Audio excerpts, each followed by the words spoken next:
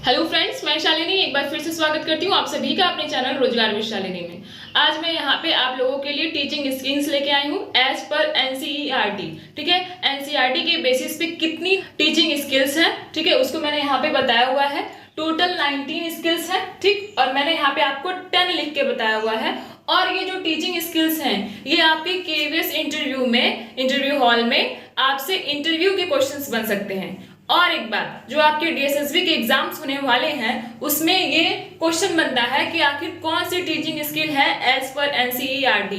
ठीक है, तो उन 19 स्किल्स में से ठीक आपको 3 स्किल्स देके पूछी जा सकती है कि कौन सी नहीं है, या फिर 3 अलग से और एक ये स्किल्स देके पूछी जा सकती है कि कौन सी स्किल है।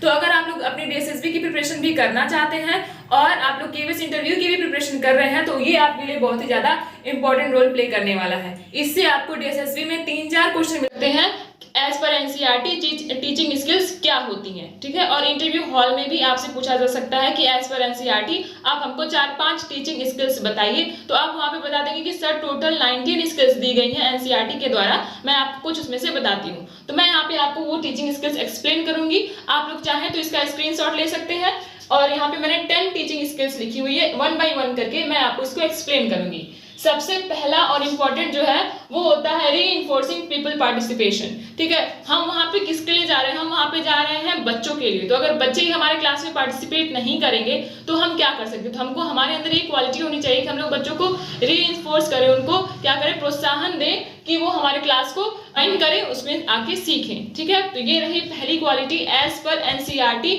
उनको चाहिए कि टीचर के अंदर ये क्वालिटी होनी चाहिए। नेक्स्ट है कि फ्लुएंसी इन क्वेश्चन, जो भी क्वेश्चन पूछा जाए, ठीक है, उसको एकदम फ्लुएंट वे में एकदम अच्छे तरीके से बोलने आना चाहिए। क्वेश्चन नहीं, साथ साथ में उसका आंसर भी आना चाहिए। नेक्स्ट क्वेश्चन है कि प्रोबिंग क्वेश्चन, अगर आप क्वेश्चन बच्चों से पूछ रहे हैं, ठीक है, तो आप बच्चों के अंदर इस तरीके से बातों को ले आइए कि वो भी आपसे क्वेश्चन को पूछें, है ना। आप उनसे क्वेश्चन पूछिए, बच्चे आपसे क्वेश्चन पूछे। इससे क्या होगा, जब क्लास में इंटरेक्शन होगा, ठीक है, जब कम्युनिकेशन होगा तो बच्चों की जितनी भी प्रॉब्लम्स होगी वो सॉल्व हो सकती है। ठीक, तो ये है नेक्स्ट आपका टीचिंग स्किल। नेक्स्ट हम लोग देखते हैं डाइवर्जेंट क्वेश्चन। हमको जब भी बच्चों से क्वेश्चन पूछना है तो हमें ऐसे क्वेश्चन पूछना है कि वो हर तरफ अपने दिमाग को दौड़ा सके। ठीक है, अलग अलग आंसर को ले आ सके कि ये आंसर हो सकता है, ये आंसर हो सकता है। हम लोग को, आप लोग पढ़े होंगे अपने एग्जाम की प्रिपरेशन में कि डाइवर्जेंट क्वेश्चन होते हैं और कन्वर्जेंट क्वेश्चन होते हैं। तो आपको कन्वर्जेंट नहीं करना है कि जिसका सिर्फ और सिर्फ एक ही आंसर हो। आपको ऐसे क्वेश्चंस नहीं करने हैं, आपको क्वेश्चंस करने हैं डाइवर्जेंट टाइप के कि जिसके अलग अलग क्रिएटिव आंसर्स आ सके। ठीक, आपको बच्चों के अंदर क्रिएटिविटी लानी है तो आपको डाइवर्जेंट क्वेश्चन ही पूछने पड़ेंगे। और ये एनसीईआरटी का रूल है, आपको इस रूल को तोड़ना नहीं है। रूल को तोड़ना नहीं मतलब कि इन सारी स्किल्स को आपको अपने अंदर डेवलप करनी ही पड़ेगी। ठीक है, तो नेक्स्ट है कि रिकॉग्नाइजिंग एंड अटेंडिंग बिहेवियर। आपको बच्चों की बिहेवियर को रिकॉग्नाइज करना है कि आखिर बच्चे किस मूड में हैं। अगर वो खेलने के मूड में है तो आपको उनको उसी तरीके से पढ़ाना होगा। ठीक है, उनकी बिहेवियर को ऑब्जर्व करिए, उनको ऑब्जर्व करिए, वो जिस तरीके से सीखना चाहते हैं आपको उस तरीके से सिखाना है। ठीक है, नेक्स्ट है कि कंप्लीटनेस ऑफ कम्युनिकेशन। अगर आप अपनी बात को कह रहे हैं तो उसको पूरा का पूरा कंप्लीट करिए, उसको इस तरीके से समझाइए, इस तरीके से बच्चों को बताइए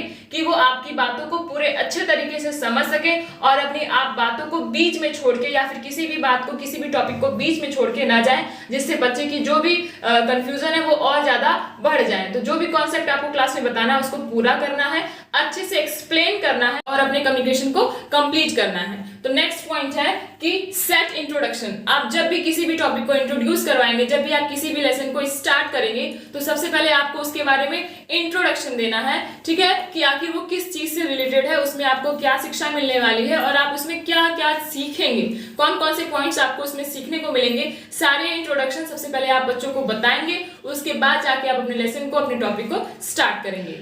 नेक्स्ट है यूजिंग ब्लैक बोर्ड। आप जब भी कुछ भी पढ़ाइए तो आपको साथ साथ में ब्लैक बोर्ड का यूज करना है। आप चाहे तो फिगर बनाएं, चाहे तो कुछ और इंपॉर्टेंट पॉइंट्स ब्लैक बोर्ड पे आप नोट करें। ठीक है, लेकिन आपको ब्लैक बोर्ड का भी यूज करना है, क्योंकि हम बोलते तो हैं, जब तक बोलते हैं तब तक बच्चे हमारी बात को समझेंगे। जो इंटेलिजेंस बच्चे होंगे वो कुछ हो सकता है कि कुछ अपने से भी नोट करें, लेकिन हमको क्या करना है कि सारे बच्चों को ध्यान में लेके चलना है। इस वजह से जो भी इंपॉर्टेंट पॉइंट्स आए या फिर जो भी अच्छी चीजों में, चाहे हम यहाँ पे ब्लैक बोर्ड का यूज करके फिगर से बताएं, चाहे कोई इंपॉर्टेंट पॉइंट्स लिखें, पर हमको ब्लैक बोर्ड का यूज करना है अपनी टीचिंग में। ठीक है, नेक्स्ट है इंक्रीजिंग पीपल पार्टिसिपेशन। हमको अपनी क्लास को इतना इंटरेस्टिंग बना देना है कि जो बच्चा हमारी क्लास को ना भी अटेंड करना चाहता है वो हमारे क्लास में आए, हमारी क्लास को अटेंड करे और हमारी बातों को सुने, समझे और अच्छे से आगे बढ़े। तो हमें अपने क्लास को इंटरेस्टिंग और क्रिएटिव बनाना है। नेक्स्ट है एक्सप्लेनिंग। अगर हम कोई भी चीज को बता रहे हैं तो उसको हमको अच्छे से एक्सप्लेन करना है, उसके पूरे कॉन्सेप्ट्स को क्लियर करना है।